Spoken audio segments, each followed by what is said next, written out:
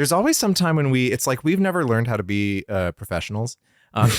We do this, and I've never heard any other podcast actually do it, where we're like talking to someone and they're making their point and they're on their way to their point, and we say like you do in a normal conversation with people. I like never hear that on other podcasts, but we do it all the time. Do you think they say it and then they cut it, or do you think that should we not be possible? But I giving know that positive reinforcement to our guests. But some of these are like I'm listening to podcasts that I know like aren't really editing, and especially not in the way that I do, where I'm like, listeners, Brian has grown wings. Yes, I was doing little claw motions. You got wings out of that? Yeah, you're turning into a little very demon. Small wings on my fingers. You're the demon that perches on my shoulder and tells me to say the F slur. I am the Frank Peretti demon that goes by the name of Reclaiming. I'm very good friends with the demon that's named DEI. It's okay, just say you're gagging before it. So like I'll get, all of our files together, and someone, will have our guest talking, and then like the three of us will all say yeah at different times. And in that case, it's either just whoever says it first gets to keep their or whoever says it during the gap. That way I have to do the least amount of work to like realign it so that like it's between lines. Sure. But I mean, it feels like now you've given me this information, and that was a mistake, because now I'm just going to say yeah as fast as possible. It's also, you just said sure. That's like the primary thing I cut. I almost always cut your sures or your oh yeah, that's right. So many possible worlds, but we got this one. So many possible worlds, but we got this one. Welcome to the Worst of All Possible Worlds, the first and only podcast. Oh yeah, that's right. Sure. I'm the worst of all possible AJs. I'm the worst of all possible Brian's. Josh Borman died fighting fires in Quebec this weekend. We actually all went up together. We all took a car up there.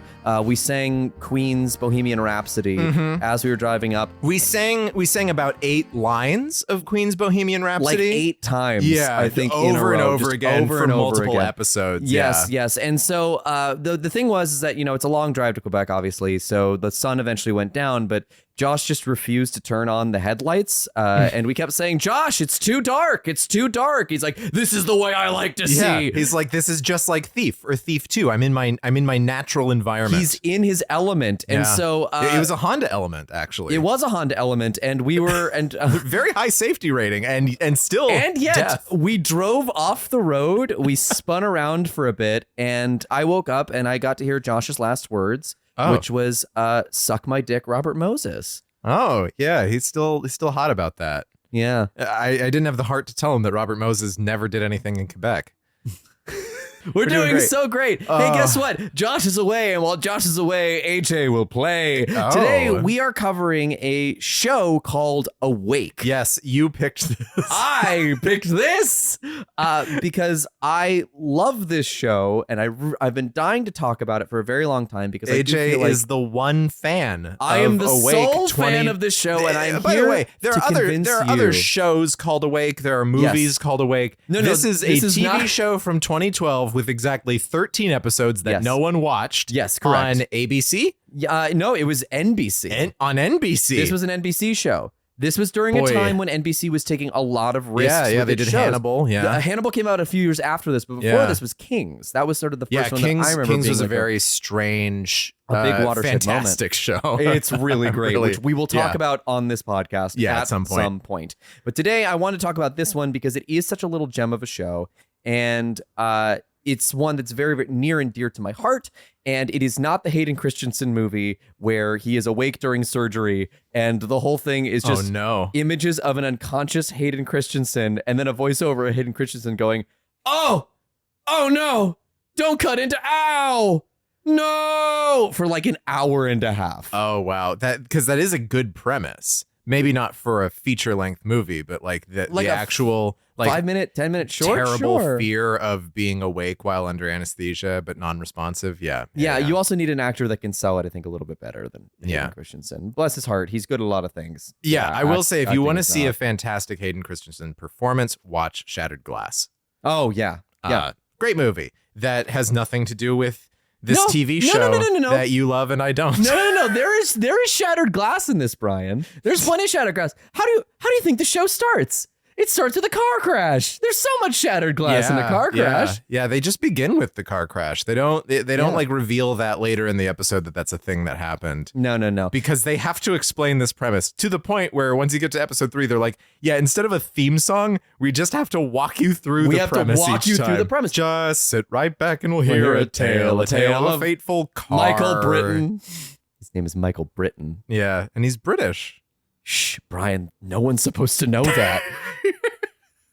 You can tell because he still has the accent sometimes. No, he does not. How dare you? Yes, he does. Especially at the end of the pilot, he still has that accent. Oh, no, I disagree. I think Jason Isaacs... You can't disagree. You just didn't hear it. No, I disagree. He goes entirely British in the last 12 minutes of this episode. Oh, man, I don't know about that. Well, let's back up a little and just give a little context about this show. I do know about that. It is called Awake, as we have said. This show was created by a man named Kyle Killen. Yeah, what a guy. Who made his big, like, sort of claim to fame by getting on the blacklist and writing for a screenplay called The Beaver. Yeah, so for people who don't know what the blacklist is, it was started by Franklin Leonard, and it was this idea... James Spader took over. It's run like 8 or 9 seasons now. Your mom probably watches it. Yeah, Dalton Trumbo was on it. So the blacklist was like... taking this idea, because the 90s were, we've talked about this before in like the heart condition episode and things like that. The 90s were like the era of like you sell a screenplay and then it gets made into a movie. Yeah. Right. And there's so many movies that have no IP attached to them. It's just like they get one, they're mid-budget, right? They get one famous person or 2 famous people and they just do it, right? The only thing that really survived from that point onward was like romantic comedies for a little while. And then those eventually were but like sometimes they were super formulaic, sometimes they weren't. You got some real interesting gems out of the era for that reason. And the blacklist was this circulation of screenplays that had not been produced. It's like these things that other writers have seen, that have been in the system, that producers have seen, but no one's optioned it, no one's produced it, it hasn't been made. And one of these scripts was for a movie called The Beaver. Yes.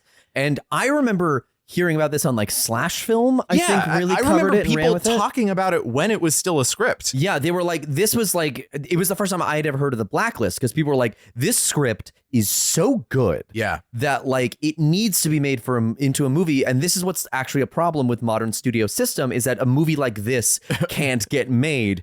And then the movie got made by Jodie Foster. Yeah, who decided that she wanted to do a favor for her friend. She wanted there was an actor who had been out of work for a little while. He'd, had some run-ins with the law. Yeah, had a couple and had expressed some opinions that he had held. Some real opinions. While under the influence of alcohol, but also sometimes probably not under the influence of alcohol. No, everyone's favorite Australian. Yes. Mel Gibson. Yes. Although, of course, he is actually American. He just, this got made into the movie The Beaver, where most people were like, why is this movie called The Beaver? And what was interesting, I found when people watched it, they were like, they actually kind of gave the script middling reviews when they actually ended up sitting down to watch the film. And I heard on the Blank Check podcast, Griffin Newman had a very interesting theory about it, which is like, it was one of those scripts that was too good to be made into a movie. Yeah. Like sometimes things just read really well. Yes. And then they don't, it doesn't make for a good final thing. Right. And in terms of Kyle Killen's career, that's sort of the recurring motif is that a lot of this stuff reads really well on paper. And then when you put it into actual practice, it doesn't end up going well because the next thing he does is a show called Lone Star. That show dealt with a man who had 2 families in Texas that he was juggling his life between. So already this guy writes the same TV show every time. Not every time, because after Awake, the next big TV show that he would work on is none other than the Halo series on Paramount Plus. He was the showrunner for the first season of the Halo series on Paramount Plus. That has a lot of like nudity in it, right? Yeah, Master Chief does get nude. That's weird. Fully nude, and he fucks. Does he have a face? Yeah. It's kind of like a Mandalorian kind of thing. I'll keep the helmet on. No, he does not. I don't know what Master Chief actually sounds like. I just did. It was kind of that. Okay. Yeah, it's Solid Snake under a helmet. It's not that, I guess. Yeah. We've lost all the fucking. Like 10 years ago, it was like everyone was fucking on TV. Now no one fucks. Or like they'll do the Netflix thing where people fuck all the time in season 1 and then they never fuck again. Right. Yeah. That was The Witcher. That was Bridgerton. Yeah. Well, it's very strange. Well, everyone is born with a certain amount of cum. And then once that's depleted, you just can't have sex anymore.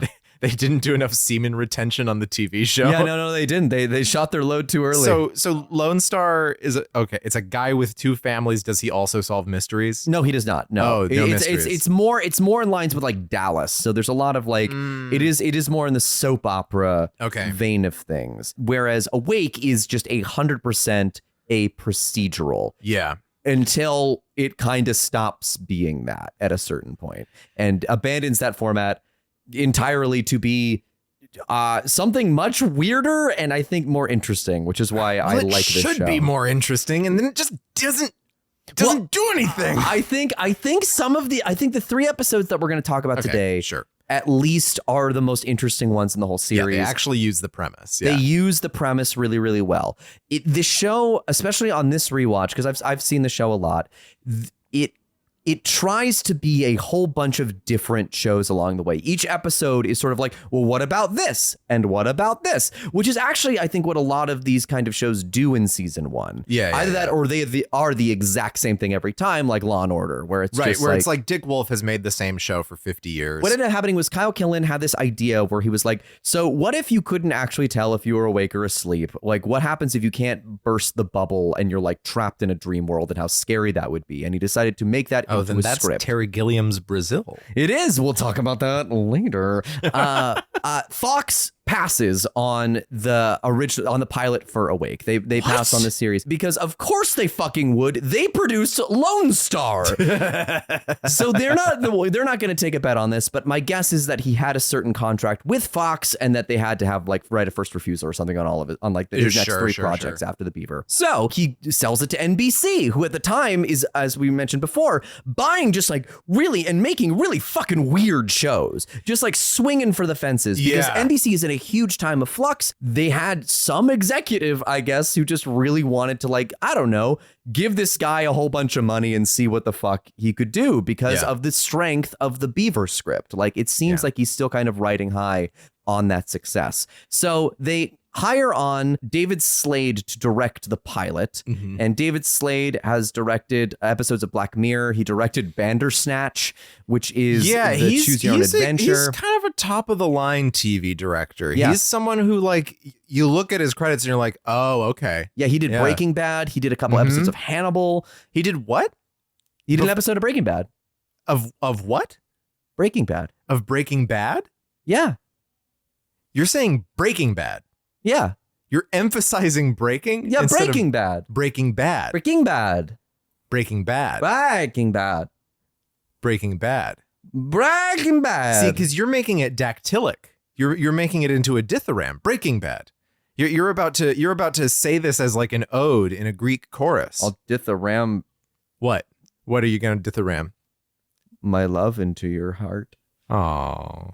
So anyway, David Slade comes on to direct the pilot and basically sets the visual style for the entire series. No color. Well, kind of. You're gonna do a cool wash and then a warm wash. Yeah. Well, okay. Here's the thing, though. I think it's very clever, and I think it's very effective at orienting you in what world you're in at a given time. I think it is so dull on both ends that you forget which wash you're looking at.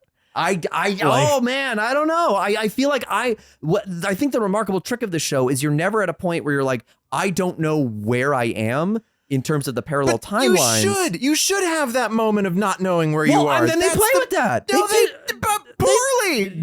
They do play with that. He loses his armband, and we'll get to that in a little bit. But they do end up sort of differentiating and playing with it as the show goes on. And then sometimes he gets stuck in one reality, and that sort of abandons it. But we should probably set up the realities first of all, because this show does not want to be just one procedural. It wants to be 2 at once. This show stars Jason Isaacs, who many of you might know as Lucius Malfoy in the Harry Potter films. Oh. Yeah. Really? Yeah. Oh. Yeah. He also listeners, I'm not familiar with Harry Potter movies, so that's not me being like, oh yeah, I've watched every one of these movies. No. And then just like, whoa, that was him. No, you just haven't seen them. No. So Jason Isaacs is a British actor who the reason why his accent work, I think, is so good in this show. Yeah, for the most part, except when sometimes he's just British again. It's just not. I don't hear it. It happens in like 3 episodes. Don't hear it. Yeah. British listeners, please listen and see if you can hear it, because I was American listeners, why don't fooled. you listen and see if you can hear it, because I could. So many possible. Hey there, you are listening to a preview of a premium episode of The Worst of All Possible Worlds. If you'd like to listen to the rest of this, head on over to our Patreon. That's patreon.com/worstofall. And you can listen to not only the rest of this episode, but our entire backlog of premium episodes, bonus episodes, and if you subscribe at the $10 tier, you will get an extra episode of the podcast every single month. Again, that is patreon.com/worstofall. Hope to see you there.